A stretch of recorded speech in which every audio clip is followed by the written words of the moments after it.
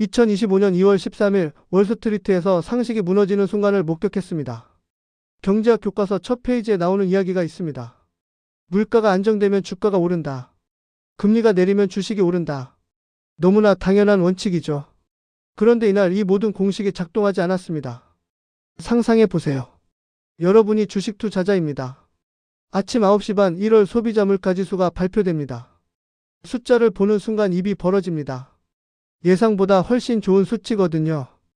헤드라인 CPI는 전월 대비 0.17% 상승. 시장 예상치 0.3%를 크게 밑돌았습니다. 핵심 물가라 불리는 근원 CPI는 0.3%. 딱 예상치에 부합했죠. 더 놀라운 건 전년 대비 수치였습니다. 헤드라인 2.4%, 핵심 2.5%. 2021년 봄 물가가 폭등하기 시작한 이후 무려 4년 만에 가장 낮은 수준이었습니다. 세부 내용은 더욱 인상적이었어요. 에너지 가격이 한 달 만에 1.5% 떨어졌습니다. 중고차 가격은 1.8% 하락했고요. 신차 가격은 0.1% 오르는데 그쳤죠. 가장 중요한 주거비는 어땠을까요? 0.2% 상승. 12월에 0.3%보다 둔화된 수치였습니다. 물가의 가장 큰 비중을 차지하는 주거비가 안정된 겁니다.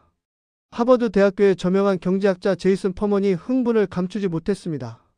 그토록 바라던 연착륙이 마침내 실현될 가능성이 높아 보인다. 이는 2차 세계대전 이후 미국 최초의 확실한 연착륙이 될 것이다. 채권 시장은 즉각 반응했습니다. 10년물 국채금리가 5.4bp 급락해 4.05%를 기록했어요. 일주일 전만 해도 4.23%였는데 말이죠. 거의 20bp나 떨어진 겁니다. 2년물 금리는 더욱 극적이었습니다. 6bp 하락한 3.41%. 작년 5월 이후 최저치였죠. 투자자들의 기대감이 폭발했습니다. 연방준비제도의 올해 금리 인하 횟수를 3번까지 점치는 사람들이 50%로 늘어났어요. 총 63bp 인하를 예상했는데 발표 전 57bp에서 6bp나 상향된 겁니다. 핑코의 경제학자 티파니 와일딩은 두 가지를 특히 강조했습니다. 첫째, 팬데믹 이후 지속적으로 상승하던 주거비가 확실히 둔화되고 있다. 둘째, 관세 역풍이 상당 부분 사라졌다. 그녀는 덧붙였죠. 관세 역풍이 줄어들면 연준은 금리 인하에 더 자신감을 가질 수 있을 것이다. 올해 2차례 더 금리를 내릴 것으로 본다. 완벽한 시나리오였습니다. 물가는 안정, 고용은 견조, 금리는 하락. 골디락스 경제의 교과서적 사례였죠. 그런데요. 주식시장의 반응은 전혀 달랐습니다. 오전 9시 반 개장과 동시에 주요 지수는 거의 움직이지 않았습니다. 좋은 소식이 쏟아졌는데도 보합세로 출발한 거예요. 이상하지 않습니까? 물가는 좋게 나왔고 금리는 폭락했고 모든 조건이 완벽한데 주가는 꿈쩍도 안 했습니다. 그러다 조금씩 오르기 시작했어요. 오후 1시 30분쯤 주요 지수가 모두 0.5% 이상 상승했습니다. 이제 좀 정상적인 반응이 나오나 싶었죠. 하지만 바로 거기가 천장이었습니다. 그때부터 주가가 다시 미끄러지기 시작했어요. 서서히 그러나 확실하게. 매수세가 증발했고 매도 압력이 밀려왔습니다. 장 막판으로 갈수록 상황은 더 악화됐습니다. 최종 결과는 어땠을까요? S&P 500 지수 고작 0.05% 상승. 거의 보합이나 다름없었죠. 나스닥은 아예 0.22% 하락했습니다. 다음한 간신히 0.10% 올랐고요. 도대체 무슨 일이 벌어진 걸까요? 경제 데이터는 완벽했습니다. 채권 시장은 환호했어요. 경제학자들은 역사적 순간이라고 외쳤죠. 그런데 왜 주식시장만 냉담하게 반응한 걸까요? 여기서 핵심 질문을 던져야 합니다. 물가와 금리가 전부가 아니라는 뜻일까요? 아니면 주식시장이 완전히 다른 무언가를 두려워하고 있는 걸까요? 정답은 후자였습니다. 시장을 짓누르고 있던 진짜 공포는 따로 있었습니다. 그것은 물가 지표로도 금리 인하로도 해결할 수 없는 근본적인 두려움이었죠. 바로 인공지능이었습니다. 이번 주 내내 월스트리트는 AI 패닉에 휩싸여 있었습니다. 월요일 소프트웨어 기업들이 무너지기 시작했어요. 대표적인 소프트웨어 ETF인 IGV는 고점 대비 15% 이상 폭락한 상태였습니다. 화요일에는 보험 중개업체들이 타격을 입었습니다. 수요일에는 자산운용사들이 흔들렸고요. 목요일에는 상업용 부동산 서비스 업체와 물류 기업들까지 도미노처럼 무너졌습니다. 금요일 오늘도 상황은 크게 다르지 않았습니다. 소프트웨어 주식들이 반등을 시도했지만 금융주들은 여전히 AI 공포에서 벗어나지 못했어요. UBS가 충격적인 보고서를 냈습니다. AI로 인한 파괴적 혁신이 신용시장을 강타할 것이다. 소프트웨어와 데이터 서비스 기업들이 AI 위협으로 압박받으면서 이 분야에 투입된 사모대출에서 막대한 부실이 발생할 수 있다는 겁니다. 구체적인 숫자도 제시했어요. 레버리지론과 사모채권 시장에서 올해 750억 달러에서 1200억 달러 규모의 신규 채무 불이행이 발생할 수 있다는 겁니다. 100조 원이 넘는 돈이 증발할 수 있다는 얘기였습니다. 바이탈 난리지는 더 나아갔습니다. AI가 주식시장의 긍정적 요인이 아니라 점점 더 역풍으로 작용하고 있다. 세 가지 구체적인 이유를 제시했죠. 첫째, 빅테크 기업들의 천문학적인 설비 투자입니다. 자본 침약도가 극도로 높아지면서 잉여연금 흐름이 감소하고 있어요. 마진 압박이 시작된 겁니다. 이게 왜 문제일까요? 빅테크 기업들이 그동안 주가를 떠받쳐온 핵심 수단이 자사주 매입이었거든요. 현금이 줄어들면 자사주 매입 여력도 사라집니다. 주가를 지탱할 버팀목이 무너지는 거죠. 둘째, AI의 파괴적 혁신이 곳곳으로 번지고 있습니다. 소프트웨어에서 시작됐지만 이제는 금융, 물류, 부동산, 심지어 미디어까지 확산되고 있어요. 최근 넷플릭스가 왜 떨어지냐고요? AI 때문입니다. 디즈니는요? 역시 AI. 이제 어떤 산업도 안전하지 않다는 공포가 퍼지고 있는 겁니다. 셋째, 메모리 가격 폭등입니다. AI 붐으로 메모리 수요가 폭발하면서 가격이 치솟았어요. 이게 수많은 기술 기업들의 마진을 갉아먹고 있습니다. 이제 투자자들은 광적으로 기업들을 재분류하기 시작했습니다. 누가 AI 폭풍에서 살아남을 것인가? 누가 무너질 것인가? 바클레이즈는 흥미로운 분석을 내놨습니다. 과거의 경기민감주, 경기방어주 같은 전통적 분류가 무의미해지고 있다. 이제는 AI 면역이 있느냐 없느냐가 기준이다. 그들은 원자재, 산업재, 헬스케어, 필수 소비재를 상대적으로 AI 역풍이 제한적인 업종으로 분류했습니다. 사람과 중장비가 많이 필요한 산업들이죠. 반면 미디어, 소프트웨어, 금융서비스, 물류, 상업용 부동산은 AI 위험에 크게 노출되어 있다고 경고했습니다. 골드만삭스는 소프트웨어 기업들을 두 그룹으로 나눴습니다. AI가 대체하기 어려운 기업으로 클라우드 스트라이크, 팔로알토 네트워크스, 오라클, 마이크로소프트를 꼽았어요. 반면 데이터독, 세일즈포스, 도큐사인, 엑센추어, 듀오링고는 AI 타격을 받을 수 있다고 분류했습니다. 혼란이 극에 달했습니다. 제프리스는 냉정한 경고를 던졌습니다. 시장 반응이 과도할 수 있다.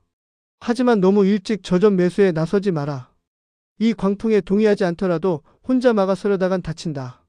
그들은 덧붙였죠. 비용 우위를 보여줄 수 있는 기업이 승자가 될 것이고 매출이 줄어든 기업은 패자가 될 것이다. 지금은 누가 승자고 패자인지 가리는데 시간을 투자하고 섣부른 투자는 자제하라.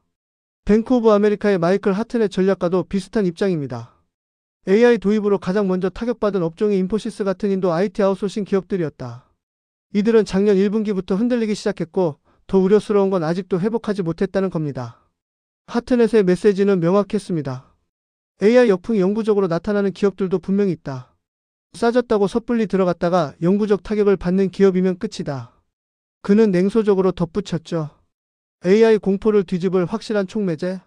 하이퍼스케일러들이 자본 지출 삭감을 발표하는 것이다. 투자 축소 발표만이 시장을 안정시킬 수 있다는 얘긴데 과연 누가 그렇게 하겠습니까? 바로 그날 AI 스타트업 엔트로픽이 기업가치 380억 달러로 300억 달러를 조달했습니다. 엔비디아와 마이크로소프트도 투자에 참여했어요. 엔트로픽의 기업가치는 작년 9월 이후 불과 5개월 만에 2배로 뛰었습니다. 한국의 대기업 몇 개를 합친 것만큼 더 커진 거죠. AI 투자는 멈출 기미가 전혀 보이지 않았습니다. 매그니피센트 7에 대한 시각도 급격히 나빠졌습니다. 골드락스의 마이크 워싱턴은 팟캐스트에서 이렇게 말했어요. 올해 동일 가중 S&P 500 지수가 시가총액 가중 S&P 500보다 더 나을 것이다. 동일 가중 지수는 모든 기업을 똑같이 취급하는 겁니다. 빅테크의 영향력이 줄어든다는 뜻이죠. 그는 이유를 설명했습니다. 며칠의 AI 투자에 대한 우려가 커지고 있다. 게다가 이들은 자기 돈도 다 쓰고 이제 채권 시장에서 빌려서 쓰고 있다. 더 중요한 지적도 있었어요. 매그7에 대한 투자자 포지션이 사상 최고치다. 더 이상 투자할 여력이 많지 않다는 뜻이다. 매그7은 계속 부진할 것이다. 대신 투자자들이 어디로 눈을 돌리고 있을까요? 산업재, 소비재, 금융주입니다. 미국 경제에 대한 낙관적 전망이 확산되면서 전통적 가치주들이 주목받고 있는 거죠. 골드만삭스가 1월 말 고객 537명을 대상으로 실시한 월간 설문조사 결과는 더욱 충격적이었습니다. 투자자들은 2월 한 달 동안 S&P 500보다 신흥시장 지수가 더 좋은 성과를 낼 거라고 답했습니다. 이게 얼마나 이례적인 일인지 아십니까? 이런 응답이 나온 건 2019년 2월 이후 6년 만에 처음입니다. 미국 투자자들이 자국 시장보다 신흥 시장을 더 선호한다는 건 그만큼 미국 빅테크에 대한 신뢰가 무너졌다는 뜻입니다. 결국 이날 주요 지수는 혼조세로 마감했습니다. S&P 500은 0.05%, 다우는 0.10% 소폭 상승했지만 나스닥은 0.2% 하락했죠. 매그칠 주식들이 시장 전체의 발목을 잡았습니다. 이들만 빼면 시장은 사실 나쁘지 않았어요. 엔비디아는 2.21% 하락했습니다. 어제 실적을 발표한 아리스타 네트워크스 CEO가 AMD의 시장 점유율이 2025%까지 증가하고 있다고 언급한 탓이었죠. 1년 전만 해도 거의 100%가 엔비디아 칩이었는데 이제 4분의 1이 AMD로 넘어가고 있다는 겁니다. 애플은 2.27% 폭락했습니다. 버크셔 해서웨이가 4분기에 또 지분을 매각한 것으로 나타났거든요. 워런 버핏이 계속 애플 주식을 팔고 있는 겁니다. 메타 1.57%, 알파벳 1.08%, 마이크로소프트 0.13% 하락했고요. 아마존은 0.41% 떨어졌는데 이게 9거래일 연속 하락입니다. 올해 2천억 달러를 투자하겠다는 발표가 계속 악재로 작용하고 있는 거죠. 파이낸셜 타임스는 마이크로소프트가 오픈 AI를 버리고 자체 AI 모델을 개발할 계획이라고 보도했습니다. 개발에는 또 천문학적인 돈이 들어갈 겁니다. 이들을 제외하면 오히려 오른 주식이 훨씬 많았습니다. 맥도날드, 암젠, 로키드 마틴이 신고가를 기록했어요. 업종별로 봐도 11개 중 7개가 상승했습니다. 유틸리티 2.69%, 리얼 에스테이트 1.48% 올랐고요. 산업재, 소재, 필수 소비재 같은 전통적 가치주들이 강세를 보였습니다. 반면 커뮤니케이션 서비스와 IT, 즉 빅테크가 포진한 섹터는 하락했죠. 금융주는 애매했습니다. 0.07% 상승했지만 비자 같은 대형주들은 떨어졌고 작은 금융자문 업체들은 여전히 AI 공포에 시달렸습니다. 시장의 폭이 넓어지고 있다는 건 긍정적입니다. 하지만 VIP 리서치의 워런 피스 설립자는 경고했어요. 시장 확대는 좋다. 하지만 리더십이 에너지, 필수 소비재 같은 불안한 섹터로 가고 있다. IT와 커뮤니케이션 서비스, 금융이 다시 활기를 찾아야 진짜 상승장이다. 찰스 슈웹에 따르면 S&P 500은 현재 65,700 사이에 갇혀 있습니다. 더 좁게 보면 50일 이동평균선 6,894와 10일 이동평균선 6,811 사이죠. 중요한 건 지난 1년간 100일선 아래로 떨어진 적이 없다는 겁니다. 6,811 밑으로 내려가면 심각한 신호가 됩니다. 에버코어 ISI가 오늘 기관 투자자 500명을 대상으로 설문조사를 실시했습니다. AI 고용 대체는 언제부터 일어날 것 같은가? 44%가 이미 시작됐다고 답했습니다. 불과 몇 달 전 11월 조사에서는 대부분 아직 먼 미래라고 답했었어요. 상황이 완전히 바뀐 겁니다.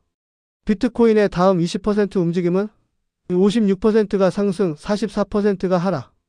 여전히 낙관론이 우세하지만 격차가 크지 않았습니다. 올해 연준의 금리 인하 횟수는 58%가 2번이라고 답했습니다. 오늘 좋은 물가 지표가 나왔는데도 3번에 대한 기대는 크게 높아지지 않았어요. 지금부터 연말까지 가장 성과 좋을 매그칠 종목은 알파벳 30%로 1위, 이어서 엔비디아, 마이크로소프트, 메타 순이었습니다. 애플과 테슬라는 꼴찌였죠. 가장 성과 나쁠 종목은 테슬라가 압도적인 49%로 1위. 그 다음이 마이크로소프트, 애플 순이었습니다. 이제 핵심을 정리해 보겠습니다. 2025년 2월 13일 완벽한 물가 지표가 나왔습니다. 금리는 폭락했고 경제학자들은 역사적 연착륙을 외쳤죠. 그런데 주식시장은 냉담했습니다. 왜일까요? 시장은 더 이상 물가와 금리만 보지 않기 때문입니다. AI라는 거대한 파괴력이 어떤 산업을 집어삼킬지 알 수 없는 공포가 모든 긍정적 뉴스를 압도하고 있습니다. 소프트웨어에서 시작된 불길이 금융, 물류, 부동산, 미디어로 번지고 있어요. 이제 어떤 산업도 안전하지 않습니다. 빅테크는 천문학적 돈을 AI에 쏟아붓고 있지만 그 투자가 수익으로 돌아올지 아무도 장담하지 못합니다. 오히려 마진만 깎아먹고 현금 흐름만 악화시킬 수 있다는 우려가 커지고 있죠. 투자자들의 포지션은 이미 사상 최고치입니다. 더 살 여력이 없어요. 오히려 빠져나갈 준비를 하고 있습니다. 전통적 가치주로 신흥시장으로 매그칠이 아닌 곳으로 자금이 이동하고 있습니다. 골디락스 경제? 맞습니다. 물가도 좋고 고용도 탄탄해요. 하지만 주식시장은 이미 다음 질문으로 넘어갔습니다. AI 시대에 누가 살아남을 것인가? 그리고 그 답을 아는 사람은 아직 아무도 없습니다. 바로 그것이 완벽한 경제 지표에도 불구하고 주가가 오르지 않은 진짜 이유입니다.